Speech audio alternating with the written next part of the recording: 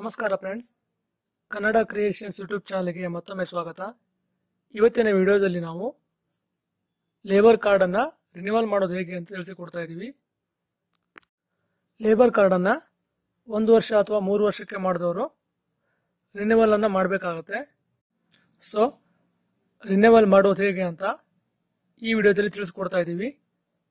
Video start ಮಾಡಲಿಕ್ಕೂ ಮೊದಲು ನೀವು ನಮ್ಮ ಚಾನಲ್ಗೆ ಹೊಸಬರು ಆಗಿದ್ರೆ ಚಾನಲ್ ಅನ್ನು ಸಬ್ಸ್ಕ್ರೈಬ್ ಮಾಡ್ಕೊಳ್ಳಿ. ಇನ್ನೂ ಹೆಚ್ಚಿನ ಮಾಹಿತಿಗಳು ಬೇಕು ಅಂದರೆ ನಮ್ಮ ಟೆಲಿಗ್ರಾಮ್ ಚಾನಲ್ ಕನ್ನಡ ಕ್ರಿಯೇಷನ್ ಅನ್ನ ಜಾಯ್ನ್ ಆಗಿ. ಸೊ ವಿಡಿಯೋವನ್ನು ಸ್ಟಾರ್ಟ್ ಮಾಡೋಣ.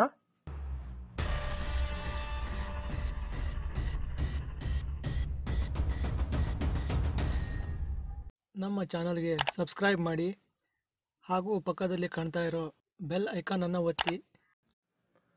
ಆನ್ಲೈನ್ನಲ್ಲಿ ಅಪ್ಲಿಕೇಶನ್ ಹಾಕಲಿಕ್ಕೂ ಮೊದಲು ಲೇಬರ್ ಕಾರ್ಡ್ ರಿನ್ಯೂವಲ್ಗೆ ಏನೇನು ಡಾಕ್ಯುಮೆಂಟ್ಸ್ ಬೇಕು ಅಂತ ಒಮ್ಮೆ ನೋಡ್ಕೋಬಿಡಿ.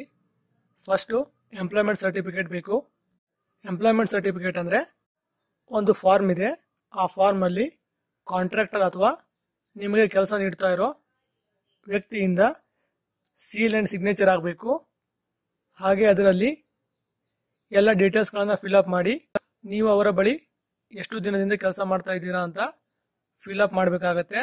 ಆ ಫಿಲ್ಅಪ್ ಮಾಡ್ಕೊಂಡಿರೋ ಫಾರ್ಮನ್ನು ನೆಕ್ಸ್ಟು ಅಪ್ಲೋಡ್ ಮಾಡಬೇಕಾಗತ್ತೆ. ಎರಡನೇದು ಹಳೆಯ ಲೇಬರ್ ಕಾರ್ಡ್ ಬೇಕು, ration card, Aadhaar card. Next ಒಂದು ಪಾಸ್ಪೋರ್ಟ್ ಸೈಜ್ ಅಳತೆಯ ಫೋಟೋ ಬೇಕಾಗತ್ತೆ. ಇದೆಲ್ಲ ಡಾಕ್ಯುಮೆಂಟ್ಸ್ಗಳನ್ನು ಸ್ಕ್ಯಾನ್ ಮಾಡಿ ಇಟ್ಕೊಳ್ಳಿ. ಸೊ ಆನ್ಲೈನ್ ಅಪ್ಲಿಕೇಶನ್ ಹಾಕೋದು ಹೇಗೆ ಅಂತ ಈಗ ನೋಡೋಣ. ಫೈರ್ ಪಾಕ್ಸ್ ಬ್ರೌಸರ್ನ ಓಪನ್ ಮಾಡ್ಕೊಳ್ಳಿ. ಫೈರ್ ಪಾಕ್ಸ್ ಬ್ರೌಸರ್ ಯಾಕೆ ಅಂದರೆ ಫೈನಲ್ ಆಗಿ ಆಧಾರ್ ರಿಜಿಸ್ಟರ್ ಮೊಬೈಲ್ ನಂಬರ್ಗೆ ಒಂದು OTP ಬರುತ್ತೆ. ಆ ಸೈನ್ ಮಾಡಬೇಕಾದ್ರೆ ಬೇರೆ ಬ್ರೌಸರ್ ಅಲ್ಲಿ ಕರೆಕ್ಟ್ ಆಗಿ ವರ್ಕ್ ಆಗೋದಿಲ್ಲ. ಕೇವಲ ಫೈರ್ ಪಾಕ್ಸ್ ಅಲ್ಲಿ ಕರೆಕ್ಟ್ ಆಗಿ ವರ್ಕ್ ಆಗುತ್ತೆ. ಅದಕ್ಕೆ ಹೇಳ್ತಾ ಇರೋದು ಫೈರ್ ಪಾಕ್ಸ್ ಬ್ರೌಸರ್ ಅನ್ನು ಯೂಸ್ ಮಾಡಿ ಅಂತ. ನೆಕ್ಸ್ಟ್ ಸೇವಾ ಸಿಂಧು ಸರ್ವಿಸ್ ಪ್ಲಸ್ ಅಂತ ಸರ್ಚ್ ಮಾಡಿ. ನಿಮಗೆ ಈ ರೀತಿ ಸರ್ಚ್ ಆಪ್ಷನ್ ಬರುತ್ತೆ. ಇದರಲ್ಲಿ ಫಸ್ಟ್ ಲಿಂಕ್ ಅನ್ನೇ ಓಪನ್ ಮಾಡ್ಕೊಳ್ಳಿ. ನೀವು ಸೇವಾ ಸಿಂಧುಗೆ ಫಸ್ಟ್ ಟೈಮ್ ವಿಸಿಟ್ ಮಾಡ್ತಾ ಇದ್ರೆ ಇಲ್ಲಿ ಕೆಳಗಡೆ ನ್ಯೂ ಯೂಸರ್ ರಿಜಿಸ್ಟರ್ ಅಂತ ಕಾಣ್ತಾ ಇದೆಯಲ್ವಾ, ಅಲ್ಲಿ ಕ್ಲಿಕ್ ಮಾಡಿಕೊಂಡು ನಿಮ್ಮ ಆಧಾರ್ ಕಾರ್ಡು, ಮೊಬೈಲ್ ನಂಬರು ಹಾಗೆ ಇಮೇಲ್ ID ಹೊಡೆದು ರಿಜಿಸ್ಟರ್ ಮಾಡ್ಕೋಬೇಕಾಗತ್ತೆ. ಸೊ ನನ್ನದು ಆಲ್ರೆಡಿ ಅಕೌಂಟ್ ಇದೆ, ಅದಕ್ಕೆ ನಾನು ಡೈರೆಕ್ಟ್ ಆಗಿ ಲಾಗಿನ್ ಮಾಡ್ಕೊಳ್ತಾ ಇದ್ದೀನಿ. ನೆಕ್ಸ್ಟ್ ನಿಮಗೆ ಈ ರೀತಿ ಡ್ಯಾಶ್ ಬೋರ್ಡ್ ಬರುತ್ತೆ. ಇಲ್ಲಿ ರೈಟ್ ಸೈಡಲ್ಲಿ ನಿಮ್ಮ ಹೆಸರು ತೋರಿಸುತ್ತೆ. ಲೆಫ್ಟ್ ಸೈಡ್ನಲ್ಲಿ ಅಪ್ಲೈ ಫಾರ್ ಸರ್ವಿಸ್ ಲಿಸ್ಟಲ್ಲಿ ವ್ಯೂ ಆಲ್ ಅವೈಲೇಬಲ್ ಸರ್ವಿಸ್ ಮೇಲೆ ಕ್ಲಿಕ್ ಮಾಡ್ಕೊಳ್ಳಿ. ಇಲ್ಲಿ ರೈಟ್ ಸೈಡ್ಗೆ ಒಂದು ಸರ್ಚ್ ಆಪ್ಷನ್ ಕಾಣ್ತಾ ಇದೆಯಲ್ವಾ, ಅಲ್ಲಿ ಲೇಬರ್ ಅಂತ ಸರ್ಚ್ ಮಾಡಿ. ನೀವು ನೋಡ್ತಾ ಇರ್ಬೋದು ಮೂರನೇ option application for continuation of existing registration for next 1 or 3 years ಅಂತ ಕಾಣ್ತಾ ಇದೆ. ಆಪ್ಷನ್ ಅನ್ನ ಓಪನ್ ಮಾಡ್ಕೊಳ್ಳಿ.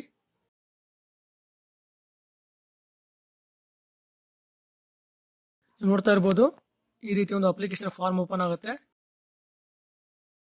ಮೊದಲು ಇಂಟ್ರೊಡಕ್ಷನ್ ಓದ್ಕೊಳ್ಳಿ. ಈ ಇಂಟ್ರೊಡಕ್ಷನ್ ಯಾರಿಗೆ ಸಂಬಂಧಪಟ್ಟಿದ್ದು ಅಂದ್ರೆ ಆಲ್ರೆಡಿ ತುಂಬಾ ಹಳೆಯ ಲೇಬರ್ ಕಾರ್ಡ್ ಆಗಿದ್ದು, ಅಂದ್ರೆ ಲೇಬರ್ ಕಾರ್ಡ್ ಎಕ್ಸ್ಪೈರ್ ಆಗಿ 1 to 3 years ಆಗಿದ್ರೆ ಅಂಥವರು ಲೇಬರ್ ಕಾರ್ಡ್ ರಿನ್ಯೂವಲ್ ಮಾಡಿಸ್ಲಿಕ್ಕೆ 3 ವರ್ಷದ ಎಂಪ್ಲಾಯ್ಮೆಂಟ್ ಸರ್ಟಿಫಿಕೇಟ್ ಅನ್ನ ಸಲ್ಲಿಸಬೇಕಾಗತ್ತೆ. ಎರಡನೇದ್ದು ನವೀಕರಣ ಬಯಸುವ ಫಲಾನುಭವಿ ಅರ್ಜಿದಾರನು ಗುರುತಿನ ಚೀಟಿಯಲ್ಲಿ ನಮೂದಿಸಿರುವ ಹಿರಿಯ ಕಾರ್ಮಿಕ ನಿರೀಕ್ಷಕರ ವೃತ್ತವನ್ನೇ ಆಯ್ಕೆ ಮಾಡಿಕೊಳ್ಳತಕ್ಕದ್ದು. ಅಂದ್ರೆ ನೀವು ಫಸ್ಟ್ ಲೇಬರ್ ಕಾರ್ಡ್ ಮಾಡಿಸ್ಕೊಳ್ಬೇಕಾದ್ರೆ ಯಾವ ಊರಿನಲ್ಲಿ ಮಾಡಿಸ್ಕೊಂಡಿರ್ತೀರಲ್ವಾ ಅದೇ ಸರ್ಕಲ್ಗೆ ಅಪ್ಲಿಕೇಶನ್ ಹಾಕಬೇಕಾಗತ್ತೆ.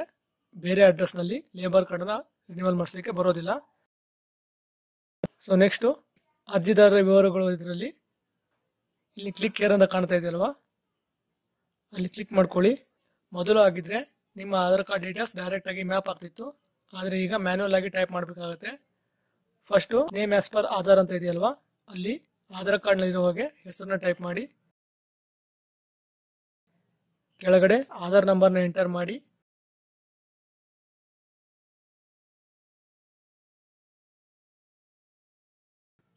ನೆಕ್ಸ್ಟ್ ಚೆಕ್ ಬಾಕ್ಸ್ ಅನ್ನ ಟಿಕ್ ಮಾಡಿಕೊಂಡು ಸಬ್ಮಿಟ್ ಕೊಡಿ. ಈಗ ಆಟೋಮೆಟಿಕಲಿ ಬ್ಯಾಕ್ ಹೋಗುತ್ತೆ.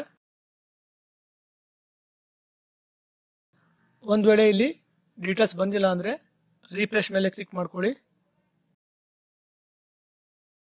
ನೀವು ನೋಡ್ತಾ ಇರ್ಬೋದು ಫುಲ್ ಡೀಟೇಲ್ಸ್ ಬಂದಿದೆ. ನೆಕ್ಸ್ಟ್ ನಿಮ್ಮ ರೇಷನ್ ಕಾರ್ಡ್ ನಂಬರ್ನ ಎಂಟರ್ ಮಾಡಿ. ಹಳೆಯ ರೇಷನ್ ಕಾರ್ಡನ್ನು ದಯವಿಟ್ಟು ಎಂಟರ್ ಮಾಡಬೇಡಿ. ಆಹಾರ ವೆಬ್ಸೈಟ್ನಿಂದ ಹೊಸ ರೇಷನ್ ಕಾರ್ಡ್ನ ಡೌನ್ಲೋಡ್ ಮಾಡಿಕೊಂಡು ಅದೇ ನಂಬರ್ನ ಎಂಟರ್ ಮಾಡಿ. ನಾನು ಹಾಕ್ತಾ ಇರೋದು ಇದು ಕೇವಲ ಡೆಮೋ ವಿಡಿಯೋ. ನೆಕ್ಸ್ಟು ಪರ್ಮನೆಂಟ್ ಅಡ್ರೆಸ್ನ ಟೈಪ್ ಮಾಡಿ. ನೆಕ್ಸ್ಟು ಡೇಟ್ ಆಫ್ ಬರ್ತನ್ನು ಎಂಟರ್ ಮಾಡಿ.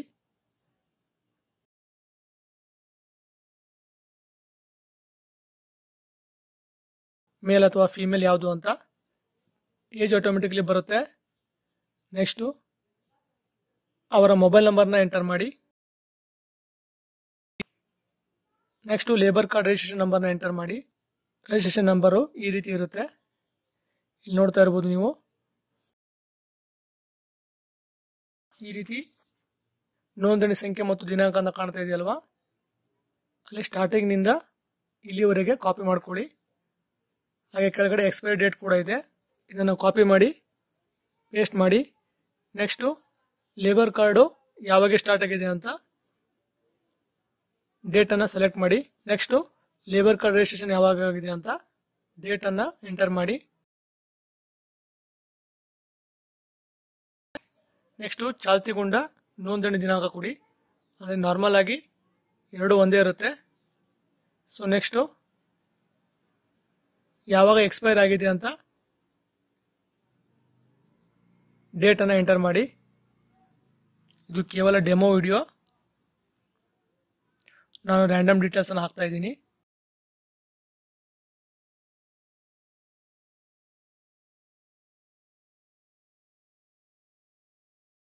So next nature of the work, ಕೆಲಸದ ಸ್ವರೂಪ, ಏನು ವರ್ಕ್ ಮಾಡ್ತಾ ಇದ್ದಾರೆ ಅಂತ ಸೆಲೆಕ್ಟ್ ಮಾಡ್ಕೊಳ್ಳಿ. ಲೀಸ್ಟಲ್ಲಿ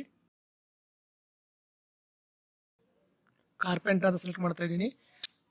ನೆಕ್ಸ್ಟು ನೀವು ಎಷ್ಟು ವರ್ಷಕ್ಕೆ ರಿಜಿಸ್ಟ್ರೇಷನ್ ಮಾಡ್ತಾ ಇದ್ದೀರಾ ಅಂತ ಕೇಳ್ತಾ ಇದೆ, 1 ಅಥವಾ 3 ವರ್ಷ ಅಂತ. ದಯವಿಟ್ಟು ಎಲ್ಲರೂ 3 ವರ್ಷ ಅಂತ ಮಾಡ್ಕೊಳ್ಳಿ. ಪದೇ ಪದೇ ರಿನ್ಯೂವಲ್ ಮಾಡಿಸೋರಾಗಲೇ ತಪ್ಪುತ್ತೆ. ನೆಕ್ಸ್ಟು ನಿಮ್ಮ ಪಾಸ್ಪೋರ್ಟ್ ಸೈಜ್ನ ಫೋಟೋವನ್ನು ಅಪ್ಲೋಡ್ ಮಾಡಿ.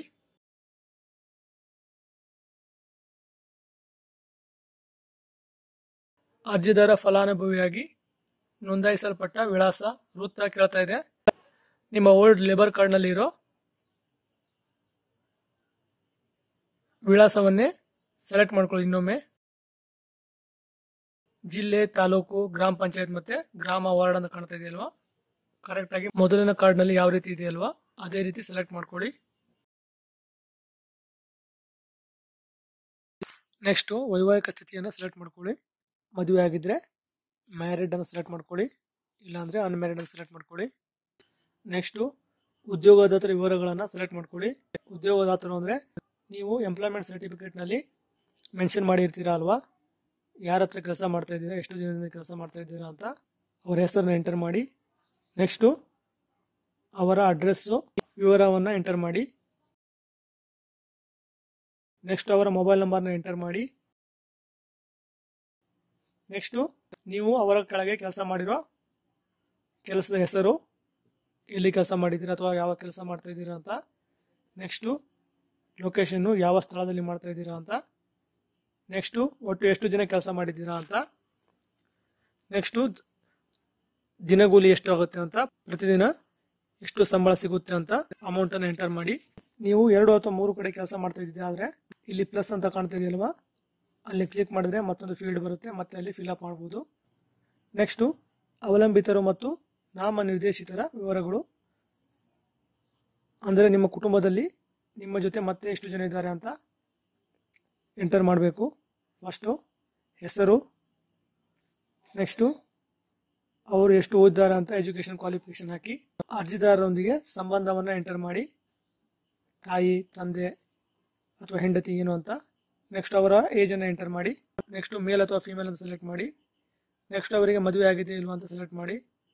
ನೆಕ್ಸ್ಟು ಅವರನ್ನು ನಾಮಿನಿಯಾಗಿ ಮಾಡ್ತಾ ಇದ್ದೀರಾ ಅಂದರೆ ಎಸ್ ಅಂತ ಕೊಡಿ. ಅವರ ಅಡ್ರೆಸ್ಸನ್ನು ಎಂಟರ್ ಮಾಡಿ. ನಾಮನಿರ್ದೇಶಿತರ ಪಾಲು ಅಂದರೆ ಬೈ ಆಕ್ಸಿಡೆಂಟ್ಲಿ ಲೇಬರ್ ಕಾರ್ಡ್ ಇರೋರು ಡೆತ್ ಆದರೆ ಕೆಲವೊಂದು ಅಮೌಂಟ್ ಬರೋದಿರುತ್ತೆ, ಆ ಅಮೌಂಟು ಇವರ ಹೆಸರಿಗೆ ಬರುತ್ತೆ. ನೆಕ್ಸ್ಟು ಐ ಅಗ್ರಿ ಅಂತ ಕೊಡಿ. ಕೆಳಗೆ ಕಾಣ್ತಾ ಇರೋ ಕ್ಯಾಪ್ಚಾ ಕೋಡನ್ನು ಫಿಲ್ ಮಾಡಿ ಸಬ್ಮಿಟ್ ಅಂತ ಕೊಡಿ.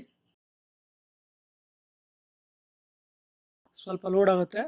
ನೆಕ್ಸ್ಟು ಈ ರೀತಿ ನೀವು ಹಾಕಿರೋ ಅಪ್ಲಿಕೇಶನ್ನ ಡ್ರಾಫ್ಟ್ ವ್ಯೂ ಓಪನ್ ಆಗುತ್ತೆ. ನೀವು ಟೈಪ್ ಮಾಡಿರೋ ಎಲ್ಲ ಡೀಟೇಲ್ಸ್ ಕರೆಕ್ಟ್ ಇದ್ದರೆ ಅಟ್ಯಾಚ್ ಅನೆಕ್ಸರ್ ಮೇಲೆ ಕ್ಲಿಕ್ ಮಾಡಿ. ಈ ರೀತಿ ನಿಮಗೆ ಡಾಕ್ಯುಮೆಂಟ್ ಅಪ್ಲೋಡ್ ಮಾಡೋ ಆಪ್ಷನ್ ಬರುತ್ತೆ.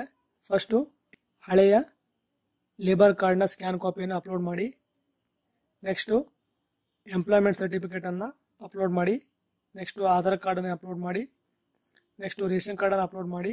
ಫೈನಲ್ ಆಗಿ ಪೇ ಸ್ಲಿಪ್ ಅಥವಾ ಕಾಪಿ ಆಫ್ ಮಾಸ್ಟರ್ ರೋಲ್ ಏನಾದರೂ ಇದ್ದರೆ ಅದನ್ನು ಬ್ರೌಸ್ ಮಾಡಿ ಅಪ್ಲೋಡ್ ಮಾಡ್ಬೋದು. ನಾನು ರ್ಯಾಂಡಮ್ ಆಗಿ ಒಂದು ಡಾಕ್ಯುಮೆಂಟನ್ನು ಅಪ್ಲೋಡ್ ಮಾಡ್ತಾ ಇದ್ದೀನಿ. ಎಲ್ಲ ಡಾಕ್ಯುಮೆಂಟ್ಗಳು ಸೆಲೆಕ್ಟ್ ಆದಮೇಲೆ ಸೇವ್ ಅನೆಕ್ಸರ್ ಮೇಲೆ ಕ್ಲಿಕ್ ಮಾಡಿ. Next e sign and submit ಅಂತ ಕಾಣ್ತಾ ಇದೆಯಲ್ವಾ, ಅಲ್ಲಿ ಕ್ಲಿಕ್ ಮಾಡ್ಕೊಳ್ಳಿ. ಈಗ ಇಲ್ಲಿ ಟಿಕ್ ಮಾಡಿಕೊಂಡು OTP ಅಂತ ಕೊಡಿ. ನಾನು ಸಿಟಿಜನ್ ಪೋರ್ಟಲ್ ಮೂಲಕ ಲಾಗಿನ್ ಮಾಡಿದ್ರಿಂದ ಕೇವಲ OTP ಆಪ್ಷನ್ ಕೇಳ್ತಾ ಇದೆ. ಒಂದು ವೇಳೆ ನೀವು CSC ಇಂದ ಲಾಗಿನ್ ಮಾಡ್ಕೊಂಡಿದ್ದೆ ಆದರೆ ಫಿಂಗರ್ ಪ್ರಿಂಟ್ ಆಪ್ಷನ್ ಕೂಡ ಬರುತ್ತೆ ಇಲ್ಲಿ. ಈಗ OTP ಅಂತ ಕೊಡಿ. ನೆಕ್ಸ್ಟು ಇಲ್ಲಿ ನಿಮ್ಮ ಆಧಾರ್ ಕಾರ್ಡ್ ನಂಬರ್ನ ಎಂಟರ್ ಮಾಡಿ. ಗೆಟ್ OTP ಅಂತ ಕೊಟ್ಟರೆ ಆಧಾರ್ ರಿಜಿಸ್ಟರ್ ಮೊಬೈಲ್ ನಂಬರ್ಗೆ ಒಂದು OTP ಬರುತ್ತೆ. ಆ OTPಯನ್ನು ಎಂಟರ್ ಮಾಡಿದ್ರೆ ನಿಮ್ಮ labour card renewal request successful ಆಗಿ ಸಬ್ಮಿಟ್ ಆಗುತ್ತೆ. ನೀವು ಯಾವುದೇ ಡಾಕ್ಯುಮೆಂಟ್ಸನ್ನು ಲೇಬರ್ ಡಿಪಾರ್ಟ್ಮೆಂಟ್ಗೆ ತಗೊಂಡೋಗಿ ಕೂಡ ಅವಶ್ಯಕತೆ ಇಲ್ಲ. ಅವರೇ ಕೆಲವೊಮ್ಮೆ ವೆರಿಫಿಕೇಷನ್ಗೆ ಅಂತ ಕಾಲ್ ಮಾಡ್ತಾರೆ, ಆವಾಗಲೇ ಹೇಳಿದರೆ ಸಾಕು.